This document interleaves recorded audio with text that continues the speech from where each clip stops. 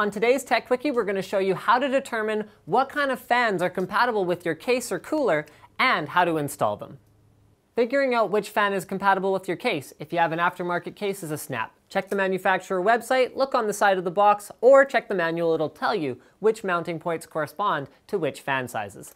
If you don't know what kind you need, then it becomes a little bit more challenging. Grab a measuring tape, and you can either take an existing fan that's the same as the one you're looking for and simply measure across the fan, not diagonal, to find out what size it is. They come in standard sizes. 80 millimeter, 92 millimeter, 120 millimeter, and 140 millimeter are the most common ones. Or, if you don't have access to a fan, you can simply find the mounting holes in the case, measure from the middle of one hole to the middle of another hole, again, not diagonally, and look for a measurement that's slightly lower than the size of a standard fan mount. So for example, a 120 millimeter fan has holes that measure from center to center about 105 millimeters.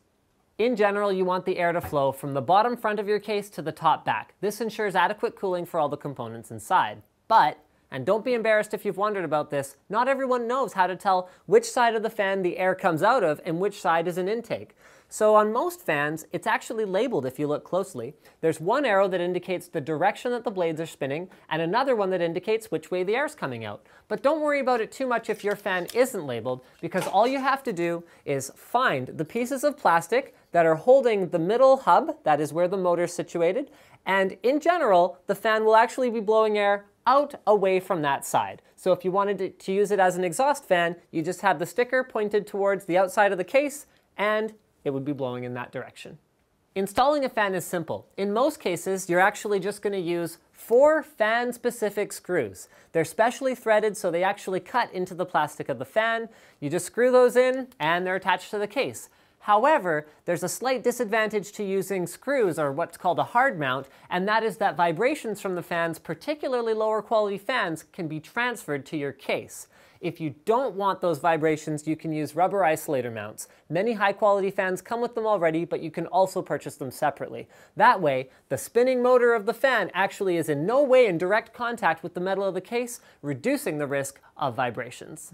Until you plug the fan into the power supply, it won't get any power. So there's a couple different ways to do that. This one right here is a 4-pin Molex. It has 2 wires, one for positive, one for negative, that's it. You can't monitor the fan and you can't control it because you're usually going to be plugging that directly into the power supply.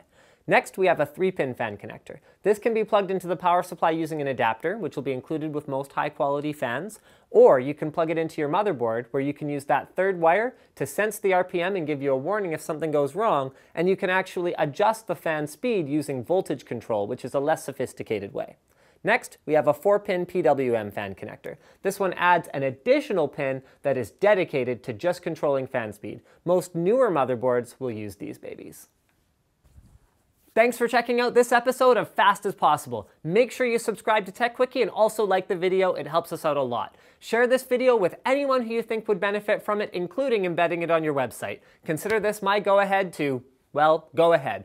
Also, if you can think of any other Fast as Possible episodes that you'd like to see, click the link in the description to post in the forum thread.